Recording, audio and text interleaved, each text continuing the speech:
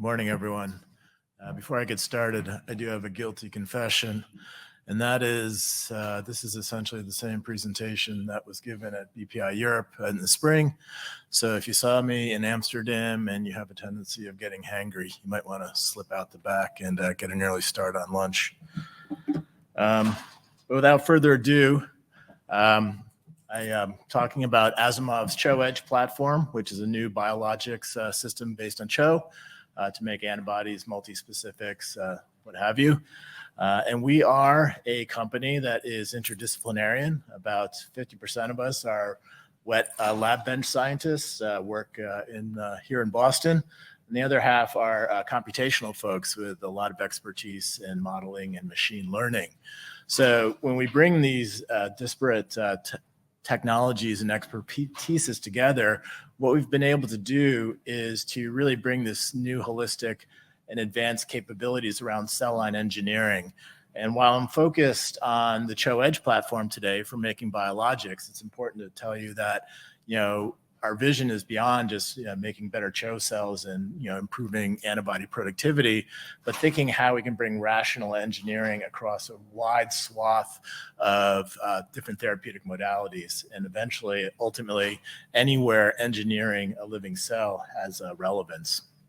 So I'll start, give you a little bit of a background about Asimov, since you may not be familiar with us, move into the CHO Edge platform, tell you how it's developed, what it's based upon, and then talk a little bit more about its actual performance, and finally wrap up about some of the emerging capabilities that we're developing based upon our machine learning and modeling capabilities. So I mentioned we're an interdisciplinary group. Whoops. Half of us, again, biologists, half of us computational. And so really what this presents is four foundational pillars of our technology platform, half based upon the biology side, half based on the computational side. So I am a biologist by training, so I'll naturally start with the biology part. So again, working on new improved platforms for therapeutic modalities. That's going to be based upon a fleet of very robust engineered host cell lines to support the production of these therapeutics. And of course, that's only as good as the genetics around it that we use to build the vectorology that drives expression of our transgenes. So Asimov has devoted considerable amount of time and effort to assemble a library of genetic parts that we've substantially characterized and curated and know how they perform when paired together. So when we bring these two together, the genetics, the expression system, and the hosts, what we have are very powerful expression systems that can be used with a variety of different applications. On the computational side, what we have is the CAD software that we call kernel, which is the repository for this library of genetic parts.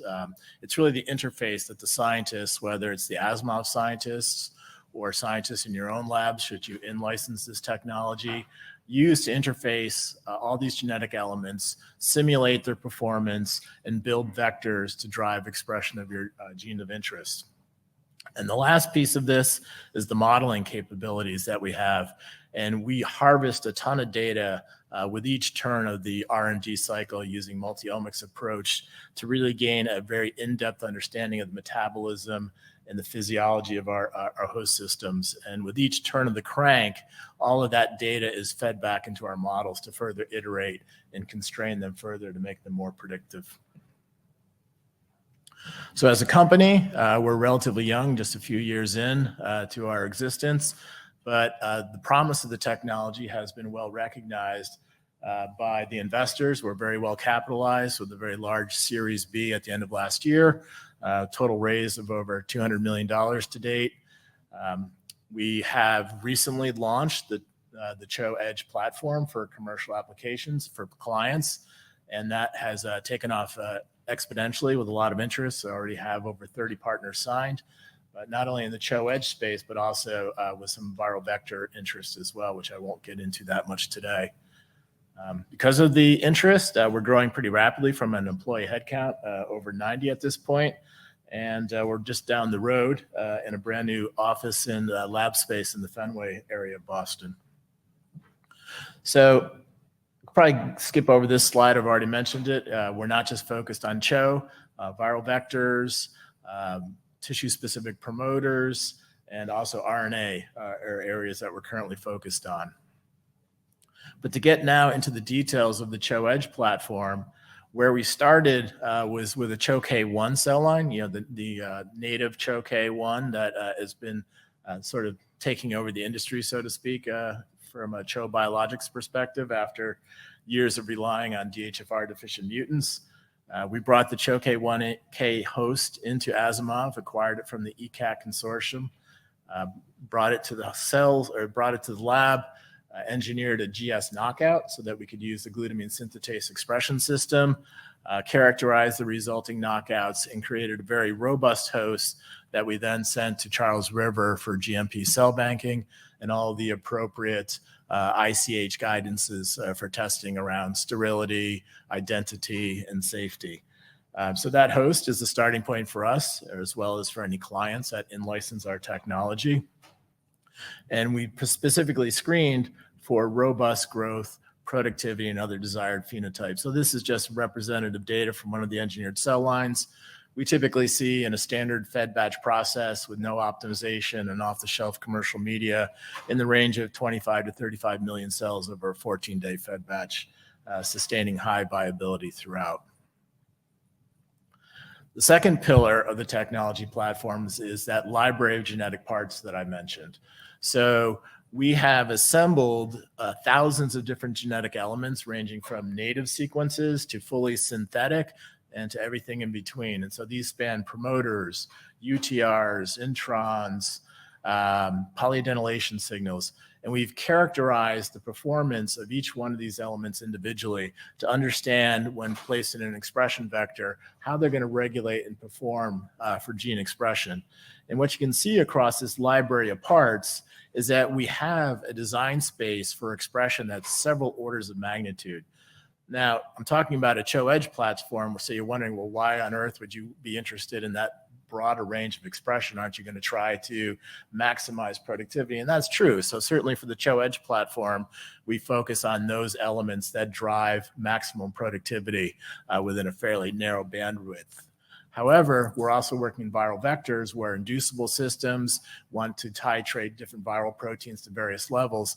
This is where this broad range of expression capabilities and design space really comes into play and is beneficial. But in terms of the CHO Edge platform, we're kind of focused on the upper end for maximum productivity.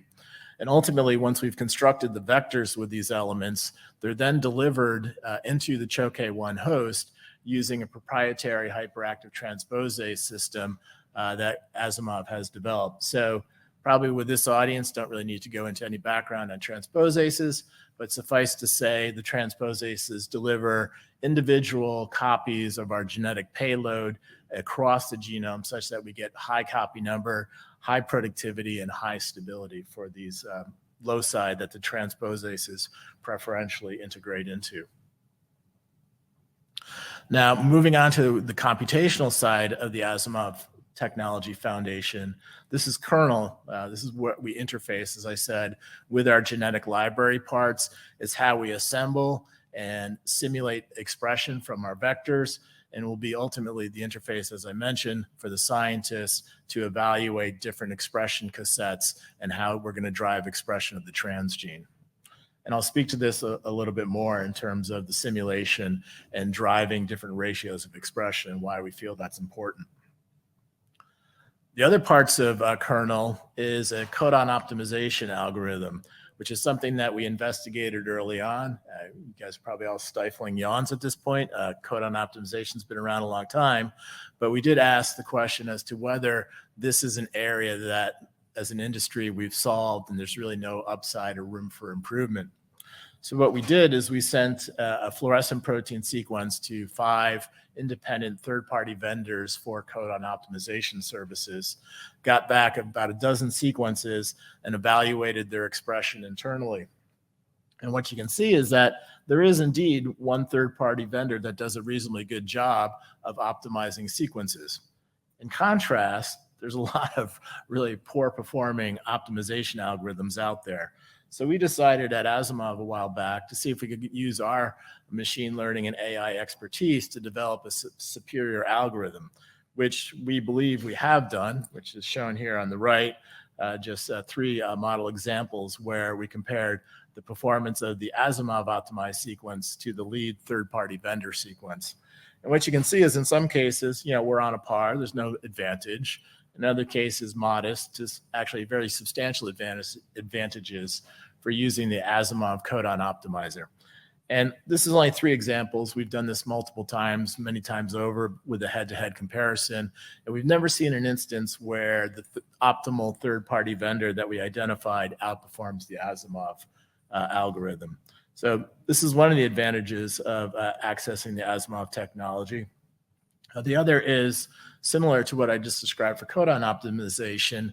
We built a signal peptide prediction algorithm and compared it to the current leading algorithm in the public domain, which is Signal P 6.0. And so after the algorithm was built and queried for its accuracy across multiple different species and compared that to Signal P, what we found is that in general, we were as good, if not slightly better than Signal P. And so we went on to investigate, how signal peptides that were identified with the Asimov signal peptide prediction algorithm would work with different antibodies. And this really drives an important point home, which I'm trying to hopefully leave you with by the end of my talk. And that is that one of the strengths and the core expertise of Asimov is the ability to assemble a diverse collection of genetic elements to investigate a design space for maximizing productivity, and that the traditional dogma in the biotech industry of having a vector platform that contained a one-size-fits-all approach is not really going to maximize your productivity, because here what we see is even though all 8 of these signal peptides were predicted by both Signal P and the Asimov codon optimizer to be very efficient, you can see that there's a broad range of productivity, and that in the case of this mAb, the last signal peptide here was the one that provided maximum productivity, whereas with the bispecific antibody, it was actually signal peptide B.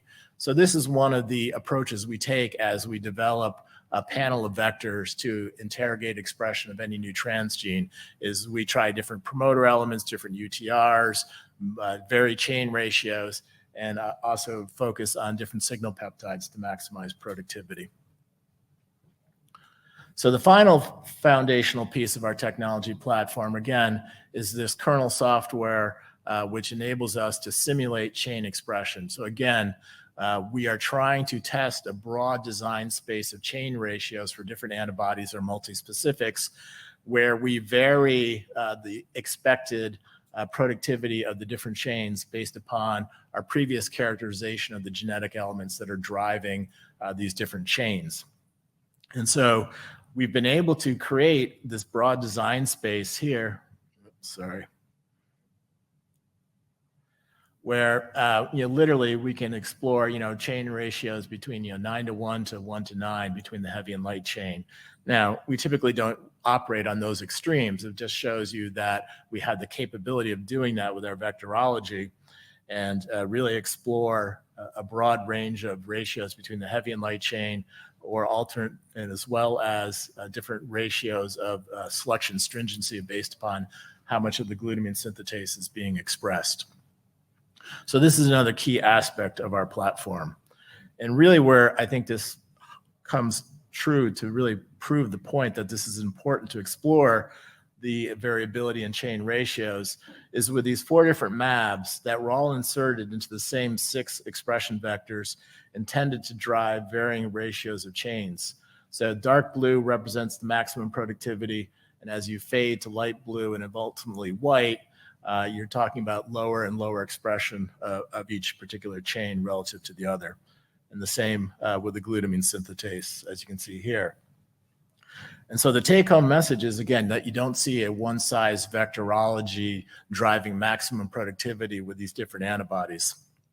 So in some cases, for instance, with this particular monoclonal antibody here, really what you want is a balanced chain ratio for maximum productivity. But in contrast, with these two other antibodies, really what you want is to drive higher productivity of the light chain to maximize the overall output of the IgG. But in one case, we wanted to have a little bit higher expression of the glutamine synthetase to maximize productivity here, whereas the most stringent selection, by minimizing GS expression to the lowest possible level, resulted in higher productivity here. And so the end result with these uncloned pools is relatively decent titers that easily can be considered for use, as we heard in the previous talks, for going fast to tox and even using uncloned pools if you're feeling ambitious to consider for your phase 1 material, since we can produce these uncloned pools in just a matter of weeks. So as far as we go about the cell line development, it's standard state-of-the-art technologies. It's about 4 months from the time we initiate transfection to a final, well-characterized, stable, high-expressing cell line. We are very cognizant of the needs of our clients in terms of having a robust cell line history report. So everything is well characterized. All this work is being done in chemically defined media, the well-defined host. We have a particular strong emphasis on assuring monoclonality, where we have redundant imaging systems, one at the time of plating, with the F site showing a single cell being dispensed out of the nozzle into the well. And then that's also then duplicatedly confirmed by imaging the ultimate plates that are then plated out to show that there's a single cell in each well. And along the way, all the equipment that you're familiar with, final clone screening is done in amber, collecting metabolite and cell culture data with the Flex, and all the suite of high throughput analytics to do product quality assessments around glycans, aggregation, charge variance, et cetera. So in terms of how this performs, here's just an example of 5 client programs that we've performed over the last year or two. And what you can see is that we have a consistent expression in the range of 6 to 10 grams per liter with most standard IgGs, as well as a couple of different multi-chain, multi-specific constructs.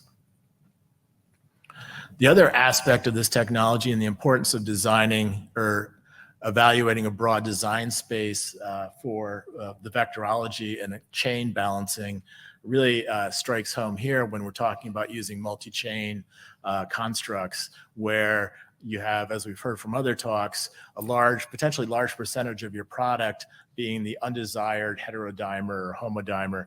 And so how do you design your vectorology to maximize the desired product and minimize the production of the product-related impurities that are just going to need to be purified away in your downstream process? So here's an example of one 3-chain molecule. We tested 14 different vector designs to try different balances of the different chains. And you can see in some cases, this collection of vectors generated a higher pool titer. But when we looked at the product quality in terms of the percent of the desired product, what we saw is some of these overall lower producing pools having a much higher, up to twice as many or twice the high percentage of the desired product coming out of these vectors. So when we advance the 2 circled pools to final single cell clone out and evaluation, what you see again is a very high level of productivity, upwards of 9 to 10 grams per liter, and greater than 80–85% of the desired product. So a very high level of the desired final product using this vector design space. The other nice attribute of this clone or this process is that we see a good correlation and good consistency from the Amber 15 through 12-liter benchtop bioreactors. At this point, we don't have any larger capacity at Asimov, so I can't tell you yet how these behave at 50, 200, or 2,000 liter scale. But we're looking forward to our oldest clients getting into this larger scale space and beginning to generate and see that data as well. But within this range, the Amber to the 12 liters, quite consistent performance. As expected, with an expression system based upon transposase and the GS selection, We see great generational stability across multiple clones with each one of these individual molecules. We are so confident of the stability based upon our internal data is that we effectively take the stability study off the critical path. We will do stability study, but based upon this data, we deliver cell banks to clients with the confidence that they'll be stable and they can move forward with expansion and drug substance development while we do the stability and expect to pass along data of this type that you see here. Real quick, for those of you interested in the oncology space and developing IgGs that are dependent upon ADC activity, we've also developed a Food8 knockout version of our CHO-K1 host.